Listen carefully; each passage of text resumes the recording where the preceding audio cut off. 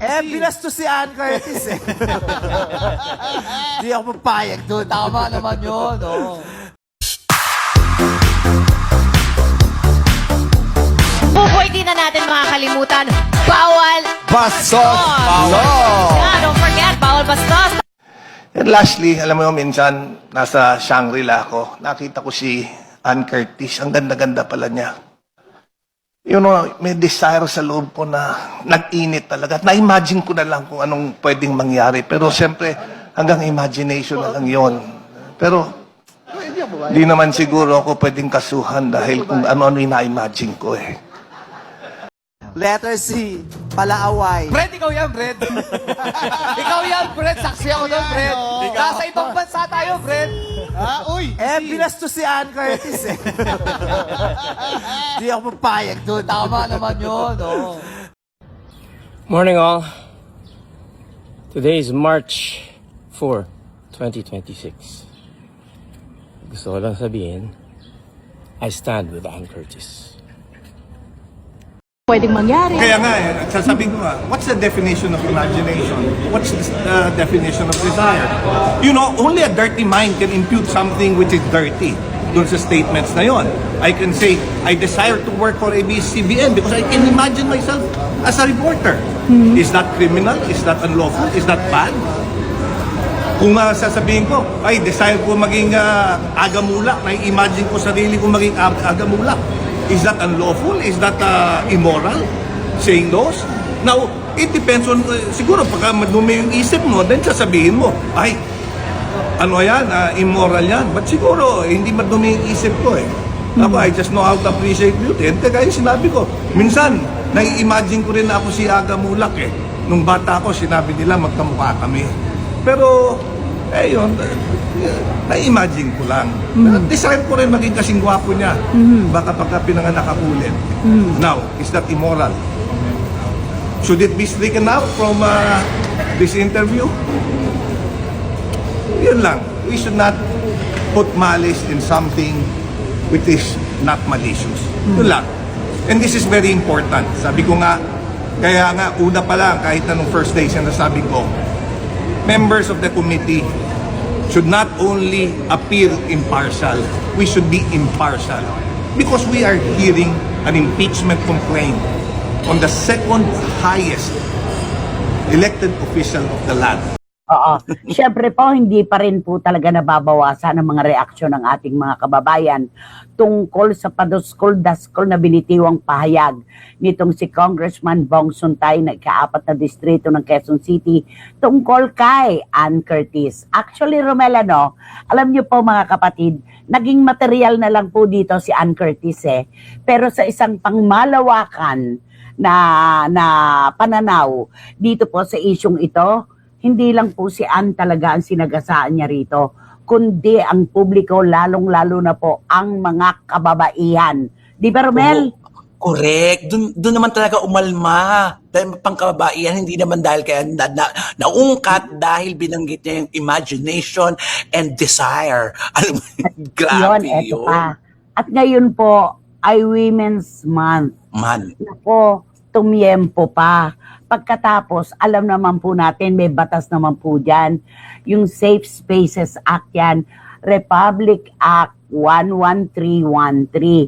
Tapos yung pong inaasal ng mga nakaupo sa posisyon sa pamahalaan, yan po ay tinititigan talaga ng publiko dahil meron po tayong tinatawag na Code of Conduct and Ethical Standards. Kaya, kita mo, ang mga binabatong salita sa kanya, ano ka ba? At damay, pati ang mga kadistrito. Ano ba kayo sa District 4? Ba't ibinupo nyo yan? Mga ganon, di ba? Damay ang mga anak.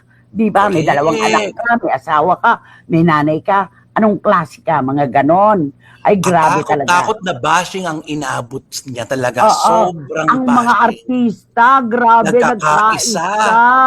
Talagang, naku, nakakahiya. Sabi ni Dan Clavesillas, para sa akin po, dapat bigyan ng leksyon ng hindi natularan. Lahat ng kababaihan ay kanyang ininsulto. May mga anak pa po siyang mga babae. 2 anak ang kanyang anak na babae, Dan. Sabi ni Tita Julie Paras, naku, dapat lang kasuhan ni Ann Curtis ang, hindi ko nababanggitin ng salita, ang chuchu na politikong yan. Sa kasagsagan ng diskusyon nila na isingit pa ang pagnanasan niya kay Ann Curtis, nakakagigil siya, sabi ni Tita Julie Paras. At ang sabi ni Juris, Dr. Channel, napakabastos naman kasi ng bibig, naturingang kongresista, tapos sa isang formal na hearing pa niya sinabi yun. Wala ba siyang nanay, kapatid o kamag-anak na babae? Kaya dapat lang turuan ng leksyon ang nakakadiring KSP na yan. Sabi niya, bakit ang dami nagsasabi na nakakadiri sa totoo lang. Sabi ni Miss Nags ng Belgium, grabe talaga si Ann, Diyosa levels pa rin. Pero seryoso, hindi porke public figure ay pwedeng bastusin o i-objectify. Support tayo sa pag-set ng boundaries, lalo na kung na-offend na siya. Ganda lang dapat ang puhunan, hindi ang pagiging target ng kung sino man. Ayan. Ito yung kay Wating-Wating. Professionalism matters. Words matter. Respect for women should never be a punchline. Hindi ko nababanggitin na nakindulo ha. Hindi ko nababanggitin pero marami nagsasabi sa kanya ng salitang yan. Sobrang dami, di ba? Okay. Ay nako, ang dami talaga dito mga ano dito. Okay, sabi ni Lulu Malig, hindi po talaga maganda na sa isang lalaki ang ginawa niya, lalo po at may posisyon pa. Sana po hindi na niya isinapubliko ang nasa isip niya. Nakakahiya po talaga na sabi ni Lulu Malig. At sabi ni Gyson Magdadaro, welcome to the club of Miss Long Gout Competition, kapatid na Romel. Yan. Oo, eto pa. Alam niyo, wag na po tayong magpaikot-ikot pa. Huwag na nating lokohin ng publiko, lalo na ang ating sarili. Kapag ang utak natin ay may dinikta sa ating bibig, alam natin kung ano pakay. Nagugutom tayo, sabi ng utak natin. Pupunta ba tayo sa CR para doon kumain? Natural, sa kusina. At sinabi, nagji-jingle tayo, sabi ng utak sa ating bibig. Pupunta ba tayo sa kusina? Siyempre sa CR. Kaya alam niya yan. Alam niya yung salitang desire, nag-init, andun sa utak niya yan. Huwag na tayo magpaikot-ikot pa. Huwag na nating lansihin pa ang publiko na wala namang sexual connotation yung kanyang sinabi. Meron yan, yung desire. Ano ba yan? Di ba ang pagnanasa yan? Pagnanasa? Tapos balibaligtad, sabi niya, nakita daw niya doon sa Shangri-La si Ann. Nung siya ay bimbangin na talaga, na tira-tirahin na, anong sabi niya? Ang totoo, hindi ko naman nakita si Ann Curtis eh. Sabi niya, ano ba talaga? Di ba nakakaloka? Grabe, paikot-ikot. Nakakagigil po ang matandang huklubang amoy lupa na kulay ako ang muka. Sobra ka naman tao na balde. Teka Hindi naman. pa naman siya matandang hukluban. At Oo. hindi pa rin siya amoy lupa. Di ba? At sabi ni Marichu, maski ako punay, nanggigigil ako sa kabastusan niya. Pwede naman pumuri ng walang halong kabastusan. Nasa katungkulan ka pa naman. Hay, nako, hindi ko din binanggit ang dulong salita dahil talagang kumakagat yan. O mga pintor na Pilipino, ganun din ang inyong posisyon, di ba? Joe Florendo, Jun Morondos, Louis Tolentino at Nick Masangkay. Ang kababaihan ay nirerespeto dahil sila ay larawan ng ating ina. Yun. Okay?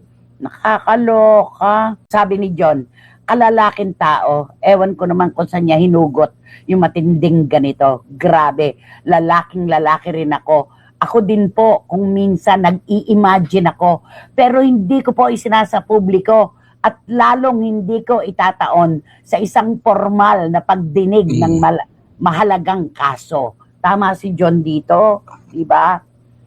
Oh my, narinig ko nga yung comment niya for Ann Curtis. Nako, ang bastos. Ang sarap niyang sampal-sampalin, grabe.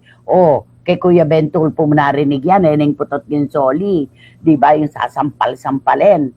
Nay, how much more pag walang nakaharap, mas chuchu pala yung congressman na yan, nakakahiya at nakakasuka. Ano kaya ang mukha ng mga anak niyang babae? Alam mo, pati tuloy ang pamilya niya nadadamay ngayon sa mga ibinabato laban sa kanya, no? Oo, damay talaga yan kasi parang gustong gumanti ng mga, wala ng mga tagahanga, alam mo yung mga tagapagtanggol, yun eh. Pero alam mo, hindi na si Ann Curtis lang dito. At yung sinusulong si Ann na ireklamo ito, ito na po, itinuloy na ng grupong Gabriela. Talagang siya ay irereklamo sa Ethics Committee ng mababang kapulungan. Pagbobotohan po yan. At yan po naman dapat ay talagang dinggin dahil hindi po talaga maganda ang nangyaring ito, ang pangyayaring ito. Napakarami niyang sinagasaan dito. Women's Month pa naman, Code of Conduct and Ethical Standards. Hindi niya sinunod yan. Pati yung batas natin ng Safe Spaces Act, wala rin. Kaya dapat lang talaga makatikim yung mga ganito. Di ba naman?